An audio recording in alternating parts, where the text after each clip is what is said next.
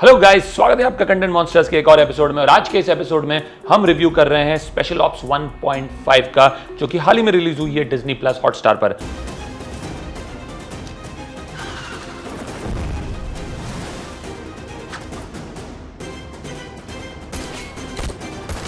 Hotstar Specials presents Special Ops 1.5। अब special ops 1.5 के मुख्य कलाकार हैं के मेनन, आफ्ताब शिवदसानी, गौतमी कपूर, ऐश्वर्या सुष्मिता, विजय विक्रम सिंह, आदिल खान, परमीत सेठी, विनय पाठक, काली प्रसाद मुखर्जी, शांतनु घटक, हर्ष सिंह और करण टैकर एक छोटे से रोल में। अब स्पेशल ऑप्स 1.5 क्या है? स्पेशल ऑप्स 1.5 में Neeraj Pandey along with director Shivam Nair goes back in time. ये कहानी है कि हिम्मत सिंह, जो कि रॉ के रूथलेस कोल्ड शार्पेस्ट माइंड जो है, वो हिम्मत सिंह कैसे बने, क्या सफ़र रहा है हिम्मत सिंह का आज के हिम्मत सिंह बनने में, जब वो निडर हैं, किसी से डरते नहीं हैं, बेखौफ होकर हिंदुस्तान के दुश्मनों के पीछे भागते हैं, बड़ी आसानी से पॉलिटिशियंस को भी मैनेज कर लेते हैं। बट वो आज के हिम्मत सिंह कैसे बने, उनकी जर्नी की शुरुआत कैसे हुई, कैसे हिम्मत सिंह रॉ में दाखिल हुए, किस तरह की तकलीफें उन्हें झेलनी पड़ी, किस तरह से एक आध केस में नाकामयाबी के बाद उन्हें सस्पेंड कर दिया गया और किस तरह से वो वापस रॉ में दाखिल हुए और किस तरह से ये जर्नी की पूरी शुरुआत हुई उनकी, ये सारा इस एपिसोड में दिखाया गया है। I don't need a rookie to tell me how to run my shop. Get out of my office right now. Out. It's sad that officers like you have to suffer because of politics. That doesn't hurt, ma'am. It hurts when the country suffers because of politics. ये investigation नहीं, मजाक है हिम्मत Singh. No, I suspend myself, sir. कुछ झलकियां उस parliament attack episode के बारे में भी है, जहां से इगलाक खान, जो कि छठवां आतंकवादी था, वो भाग गया था और जो कि स्पेशल ऑप्स ओरिजिनल सीरीज का क्रक्स था। वहां पे क्लियर ऑब्जेक्टिव था कि इगलाक खान को पकड़ना है, उस छठे टेररिस्ट को पकड़ना है जो पार्लियामेंट अटैक से भाग गया था, और पूरी की पूरी सीरीज उसी पे निर्भर थी। उसमें दिखाया गया था कि किस तरह से 20 साल से हिम्मत सिंह इस टेररिस्ट को ढूंढ रहे हैं और फाइनली उसे पकड़ पाते हैं।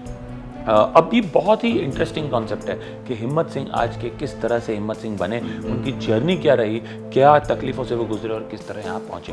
अब एक फ़र्क ज़रूर है इन दोनों सीरीज़ में। स्पेशल ऑप्स जो ओरिजिनल सीरीज़ थी उसमें एक बहुत क्लियर टारगेट था, एक बहुत क्लियर ऑब्जेक्टिव था एक सीरीज़ का, कि इगलाक खान को पकड़ना है। वो टेररिस्ट जो 20 साल पहले भाग गया था, उसे पकड़ना है और कानून के शिकंजे में लाना है, उसे हिंदुस्तान वापस लाना है पकड़ के, या उसे ख़त्म करना है। इस सीरीज में वैसा कोई एक स्ट्रॉन्ग ऑब्जेक्टिव नहीं है। This is more about the journey of Himmat Singh at the start of his career and the trials and tribulations he faces. तो उस लिहाज से एक थोड़ा सा जो कहते हैं ना, edge of the seat suspense, nail biting thriller वाली फीलिंग थोड़ी सी इस सीरीज में कम है, जो कि लाजमी है। तो इतना स्ट्रॉन्ग ऑब्जेक्टिव नहीं है सीरीज का। Having said that, the fact that this traces the journey of Himmat Singh to how he became this strong detective in Raw, the storyline is very interesting. अगर ऑन पेपर आप देखो या कॉन्सेप्ट सुनो तो लगता नहीं कि इतना कैप्टिवेटिंग हो सकता है series, but hats off to Neeraj Pandey, team of writers and directors, जिन्होंने इतना बढ़िया काम किया है कि इन्होंने इस जर्नी को भी इतना इंटरेस्टिंग बना दिया है। कुछ नए कैरेक्टर्स इंट्रोड्यूस होते हैं, जैसे कि आफ्ताब शिवदसानी, जो कि हिम्मत सिंह के दोस्त का कैरेक्टर प्ले करते हैं।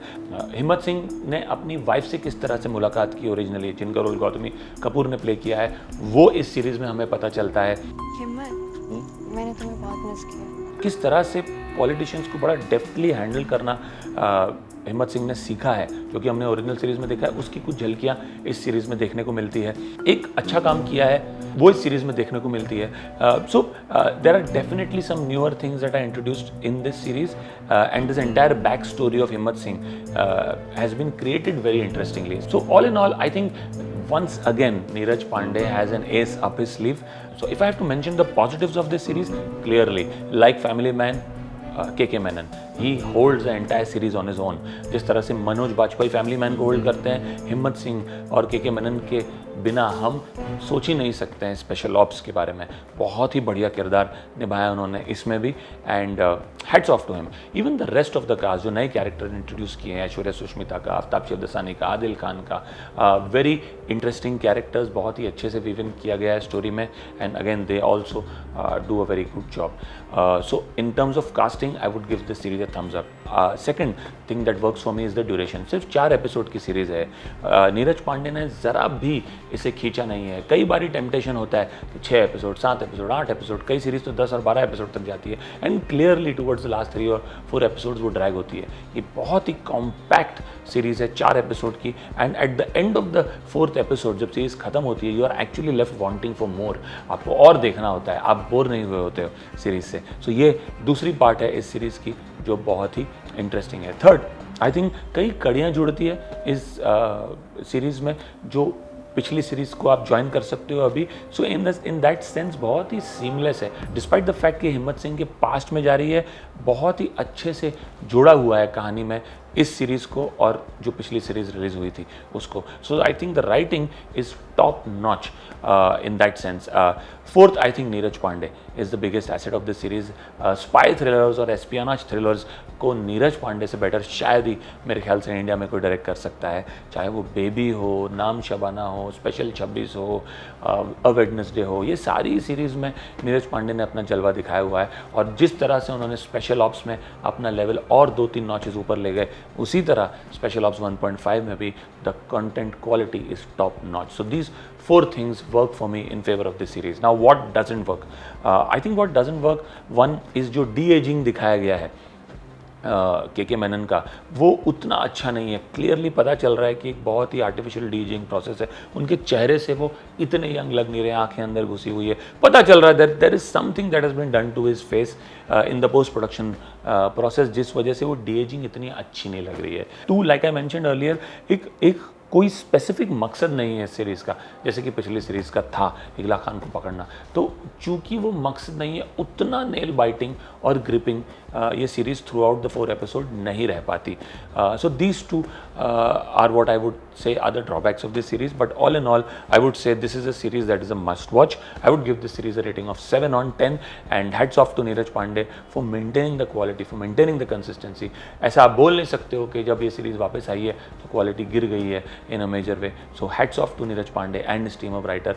I would strongly recommend that you watch this series, and if you've already seen this series, I would love to hear your comments on what you think of the series. If you like our video, please do subscribe to our channel for more such videos. Please do keep coming back. Thank you and we'll see you soon.